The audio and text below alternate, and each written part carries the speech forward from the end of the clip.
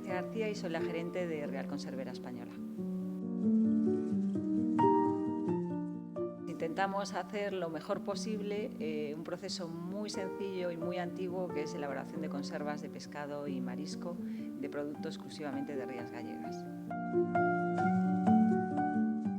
Pues es una decisión que se tomó al poquito tiempo de entrar en la compañía porque buscábamos representatividad y más presencia en el sector alimentario gallego y creíamos que una de las formas fundamentales de conseguirlo sería pertenecer al clúster, independientemente de las sinergias que surgen, que son continuas entre los distintos subsectores que formamos este clúster y que nos están uniendo a unos niveles tanto de innovación como de mejoras productivas y un poco el foro donde poner en común pues inquietudes y proyectos a futuro, que en muchos casos sí que es cierto que pueden ser sinérgicos entre distintos sectores, cosas que antes parecían un poco inauditas, ¿no? Que un lácteo pues, puede hablar con un conservero o un cárnico con un aceite y las encuentras las sinergias.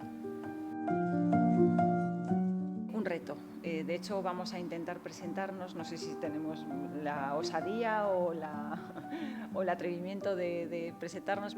Y bueno, creo que es una oportunidad de tener pues, un poquito de ánimo y protagonismo, pero sobre todo de que el equipo todo se vea gratificado de alguna manera el trabajo que se hace durante tantísimos años aquí. Y lo veo pues eso, una puesta en escena bonita, una proyección bonita para cualquier empresa que quiera aspirar a darse a conocer, ¿no? Ya no solamente en el sector a nivel Galicia, sino a nivel nacional e incluso internacional, como llega el clúster. Es que ha sido una trayectoria exponencial y hoy por hoy es de los clústeres con más movimiento y con más actividad que hay ahora mismo instalados en Galicia, independientemente de que otros funcionan también muy bien, pero en alimentación está muy bien dirigido y creo que está representado por un poquito de cada uno de los sectores alimentarios gallegos y están haciendo las cosas muy bien, muy bien. Veo que necesitamos todos una vuelta de tuerca porque nos vienen tiempos muy complicados, sobre todo en el sector que nos movemos, que es el sector de hostelería.